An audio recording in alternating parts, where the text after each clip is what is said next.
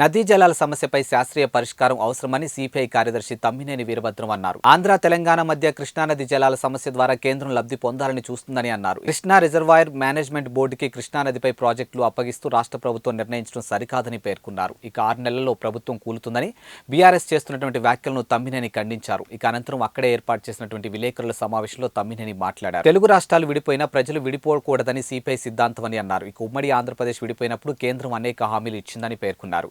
కానీ ఆ హామీల్లో ఏ ఒక్కటి నెరవేర్చకపోగా కాజీపేట కోచ్ ఫ్యాక్టరీని తరలించే ప్రయత్నం చేస్తుందని అన్నారు. ఇక ప్రతిపక్షాలను అణచివేసే ధోరణి కేంద్ర ప్రభుత్వం ప్రతిపక్షాలు అణచివేసే ధోరణి అవలంబిస్తుందని అన్నారు. ఈ విలేకరుల సమావేశంలో సిపిఐ జాతీయ నాయకులు ఎం సాయిబాబా, రాష్ట్ర కార్యదర్శి వర్గ సభ్యులు పోతినేని సుదర్శన్, జిల్లా కార్యదర్శి వర్గ సభ్యులు ఎర్రా శ్రీకాంత్ తదితరులు పాల్గొన్నారు. ఒక విషయం మీరు గమనిస్తున్నారు, కొత్తగా అధికారంలోకి వచ్చిన కాంగ్రెస్ పార్టీ ఖజానా ఖాళీ చేసేసారు బీఆర్ఎస్ వాళ్ళు. కాబట్టి మేమేం చేయలేకపోతున్నాం, 6 గ్యారంటీలు అమలు జరపడంలో చాలా ఇబ్బందులు పడుతున్నాం. ఇప్పటికి 2 గ్యారంటీలు అమలు చేసాం, ఇంకో 2 గ్యారంటీలు ప్రారంభం చేయబోతున్నాం అనేది చెప్తూ వస్తున్నారు. ఈ గ్యారంటీల అమలు కోసం దానికి అర్హులైన వాళ్ళు దరఖాస్తులు పెట్టుకోవాలని చెప్పి ఒక భారీ జాతర నిర్వహించారు. దీని మీద ప్రతిపక్షం వాళ్ళు, ముఖ్యంగా బీఆర్ఎస్ వాళ్ళు ఇదంతా నాటకం ఆడుతున్నారు. కాంగ్రెస్ వాళ్ళు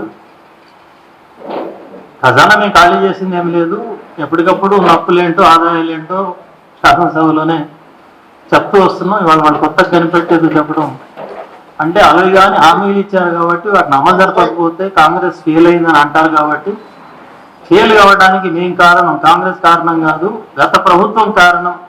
వాళ్ళు ఇప్పటికీ ఖజానా ఖాళీ చేశారు కాబట్టి మేము ఏం చేయలేకపోతున్నాం చెప్పుకోవడానికే కాంగ్రెస్ ఈ నాటకం ఆడుతుందనేది బీఆర్ఎస్ వాళ్ళ ఆరోపణలు. దీని పట్ల మన వైఖరి ఏంటి? అది బీఆర్ఎస్ ప్రభుత్వమైనా కాంగ్రెస్ ప్రభుత్వమైనా ప్రజలందరికీ ఇచ్చిన హామీలు నిలబెట్టుకునే చరిత్ర లేదు వీళ్ళు. గతంలో కాంగ్రెస్ చాలా కాలం పరిపాలించింది, బీఆర్ఎస్ కూడా చాలా కాలం పరిపాలించింది, 10 సంవత్సరాల పాటు.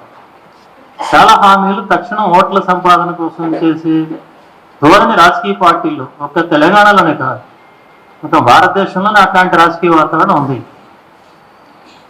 కాబట్టి ఈ విషయాన్ని గమనంలో పెట్టుకొని ఈ విమర్శల్ని, ప్రతి విమర్శలు మనం చూడాల్సిన అవసరం ఉంది.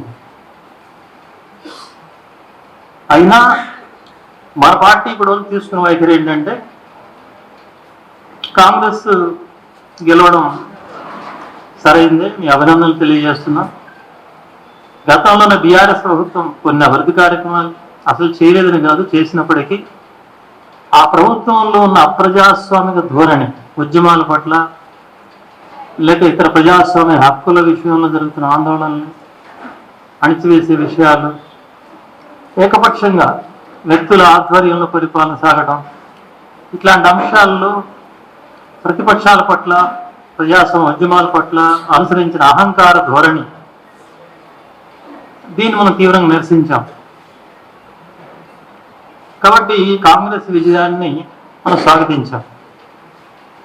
దాంతోపాటు రాగానే 1 హామీలు అమలు జరపడానికి కూడా హర్షించాం.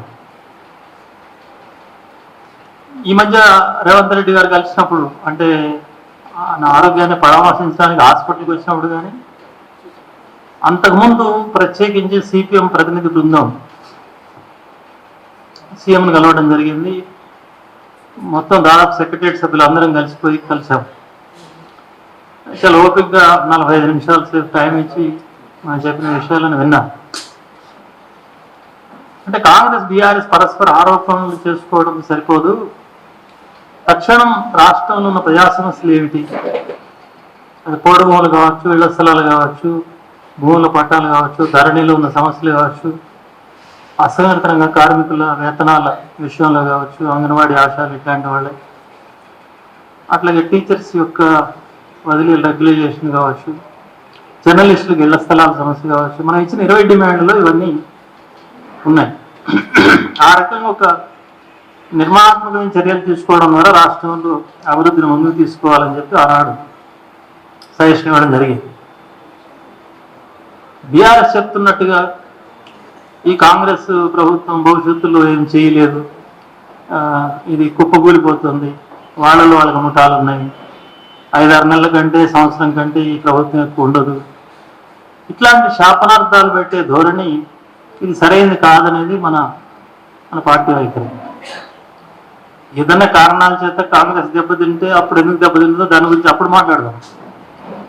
కానీ ఇప్పుడు పెళ్ళి ఎప్పుడే తద్దిన మంత్రాలు పెట్టడం అనేది, ఇప్పుడే గవర్నమెంట్ అధికారంలోకి వచ్చినప్పుడు